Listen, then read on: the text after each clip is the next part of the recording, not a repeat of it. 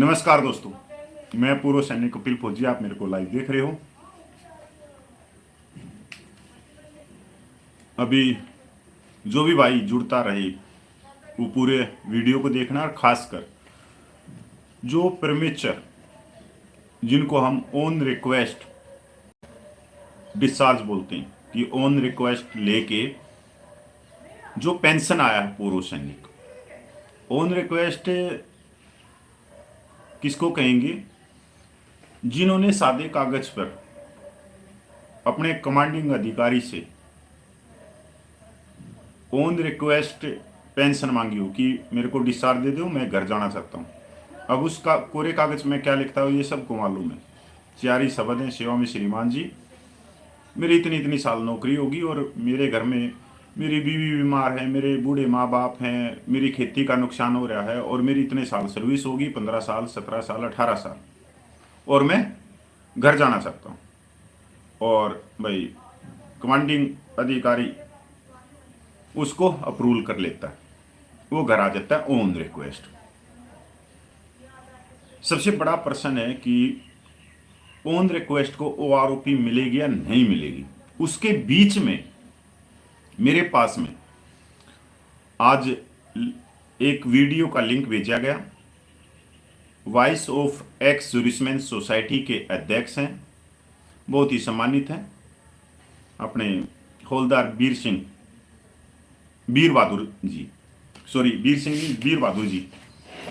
उनका वीडियो का लिंक आया और लोगों ने पूछा कि देखो अब ओआरओपी जो प्रेमेचर जिनको ओआरओपी नहीं मिली, और वीर बहादुर जी कह रहे हैं अपने वीडियो के माध्यम से कि 1 जुलाई 2014 से लेके और 6 जून 2017 के बीच जो मध्य में रिटायरमेंट आए हैं ऑन रिक्वेस्ट, पीएमआर प्रेमेचर रिटायरमेंट, उनको ओआरओपी मिलेगी, उनका अधिकार है और उसके लिए हम कोर्ट में चले गए। मैंने वो वीडियो भी देखी और वहां से नोटिस जारी होगी भारत सरकार। अच्छी बात है। इसके बाद में फोन कॉल आने लग गई कि क्या सच्चाई है, क्या वास्तव में कि प्रेमेचर को ओआरओपी मिलेगी। चलते हैं इस पूरे चीज में, क्या नोटिफिकेशन बोलते हैं क्या नहीं। आप लोग ये भी समझोगे कि किस तरह से पूर्व सैनिकों को गुमराह किया जा रहा है, बरगलाया जा रहा है, और एक तरह से कोर्ट कचहरी के नाम से हर मुद्दे को कोर्ट कचहरी में फंसाने की कोशिश हो रही है, जबकि उसका फैसला पहले ही आ चुका है। अब वॉइस ऑफ एक्स सर्विसमैन के जो अध्यक्ष हैं वीर बहादुर जी ने कहा कि 6 जून 2017 को एक लेटर निकला और लेटर में जो आर्मी एक्ट था वो भी जोड़ा गया, और जिन आर्मी एक्ट में क्लरिकली कोई मिस्टेक थी उसको ठीक किया गया। बिल्कुल ठीक बात है, उसको ठीक किया। दोस्तों 7 नवंबर 2015 को पहला नोटिफिकेशन निकलता है ओआरओपी का। उसके अनुसार सबसे पहले एक भाषा उसके अंदर लिखी है, आप देख सकते हो, मेरी उंगली है, ये हिंदी में है पूरा लेटर,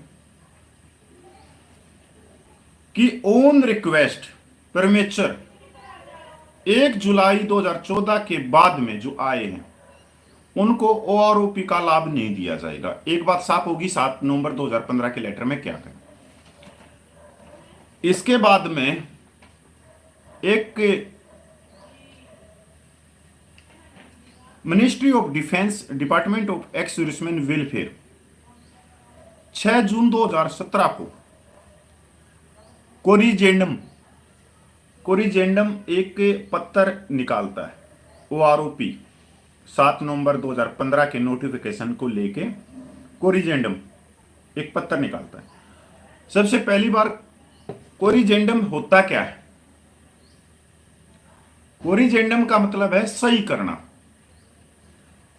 कि अगर कोई लिखने में कोई शब्द ऊपर नीचे हो गया तो उसको कहते हैं क्लरिकली मिस्टेक। उस क्लरिकली मिस्टेक को ठीक करना, ये होता है इसका। ये इसको अगर हम नोटिफिकेशन कहें या कुछ और कहें तो ये बिल्कुल गलत है। इसके अंदर आप कोरिजेंडम में आप खुद देखो कि the undersigned is direct to refer to the military letter number 12/1/2014 D pension policy part second date 7/11/2015 the following amendment are the made to said letter. और इसके अंदर ऊपर ये मेरी उंगली है, इसमें लिखा है फॉर और नीचे लिखा है रीड, कि पहले ये था आगे से ये पढ़ा जाए। सिर्फ ये चीज है इसमें। जो आर्मी एक्ट था ना 7 नवंबर 2015 में 3 आर्मी एक्ट जोड़े थे और उनमें भी जो उनके शब्द थे उनमें गलती छोड़ दी, तो उनका पता नहीं लग रहा था कि ये आर्मी एक्ट है नहीं है जब हम उनको ढूंढते। पहली बात तो ये। दूसरी बात 7 नवंबर 2015 के पहली लाइन में ही क्या लिखा है कि ऑन रिक्वेस्ट प्रीमेच्योर ओआरओपी से बाहर चाहे एक्ट कितने भी हों। इसके अंदर 16B भी है। इस 16B जो किसके लिए है, 16B के अंतर्गत सिर्फ ऑफिसर ऑन रिक्वेस्ट डिस्चार्ज आता है। जेसीओ रैंक के भी कई हैं, जवानों के भी कई हैं। ऑन रिक्वेस्ट पहली लाइन में यही है। और जो 6 जून 2017 को जो कोरिजेंडम जो पत्र निकाला, वो जो मिस्टेक रह गई, जो शब्द ऊपर नीचे रह गई, उनको ठीक करने के लिए निकाला। अब जब भी कोई कानून बनता है, कानून में जब उनकी टाइप करते हैं, लिखते हैं, तो बहुत सारी मात्राएं ऊपर नीचे हो जाते हैं या शब्द बीच में से कुछ निकल जाए, जुड़ जाए, तो उस शब्द की परिभाषा ही कुछ और हो जाती है। इसी चीज को ठीक करने के लिए 6 जून 2017 को कोरिजेंडम पत्र निकाला जो क्लरिकली मिस्टेक थी। इस चीज को आधार बना रहे हैं कौन, ये जो हमारे voice of ex serviceman society, जो वीर बहादुर ने कहा कि हमारे लीगल हेड से बात करो राजीव बैल से। मेरा पहला सवाल ये है वीर बहादुर जी, ऑन रिक्वेस्ट से 7 जून 2017 का लेटर क्या कहता है? आप कहते हो कि भारत सरकार को नोटिस जारी हो गया, कोई बड़ी बात नहीं है।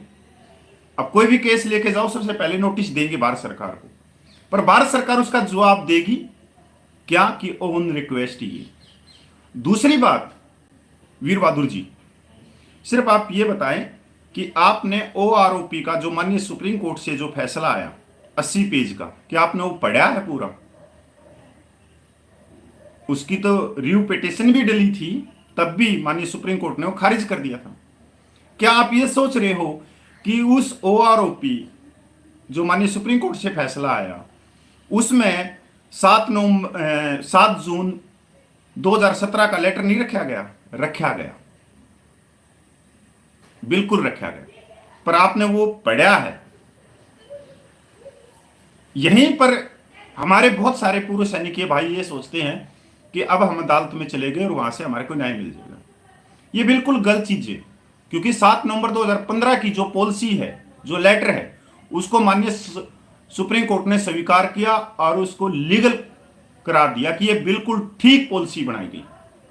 पर ये 7 जून 2017 का जो कोरिजेंडम पत्र है उसको आधार बना रही, जबकि उसकी परिभाषा ही अलग है कि सही करना कोरिजेंडम की।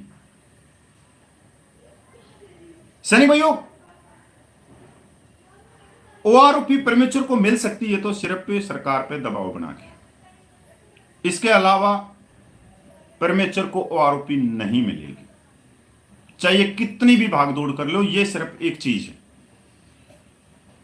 दूसरी चीज इसके साथ में मैं और भी बात कर लेता हूं।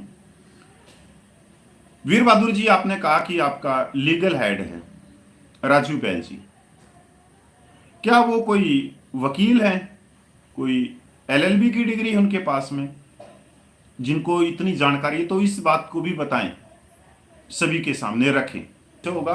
और वीर बहादुर जी, मैं आपसे फिर रिक्वेस्ट करता हूं, राजीव बैल जी आपसे फिर रिक्वेस्ट करता हूं कि आपके बार आप हुंकार भरो जंतर मंतर पे अनिश्चितकालीन के लिए। बहुत साल हो गए, कोर्ट कचहरी। पर आज आप लोगों को आगे बढ़ के आप रामलीला ग्राउंड में या जंतर मंतर पे कहीं भी आप धरना प्रदर्शन लगाओ, हमारी कोई शर्त नहीं। आप हमारे लीडर रहोगे, हमारे नेता रहोगे, इससे बड़ा और मैं हनुमान तो हूं नहीं भाई छाती पाड़ के दिखा दूंगा। पर मैं सच की भाषा बोल रहा हूं और मेरा मैसेज अगर आप लोगों तक पूछता है तो आप जल्द से जल्द कोई भी आप धरना प्रदर्शन की घोषणा करो। जय हिंद, वंदे मातरम, जय भारत।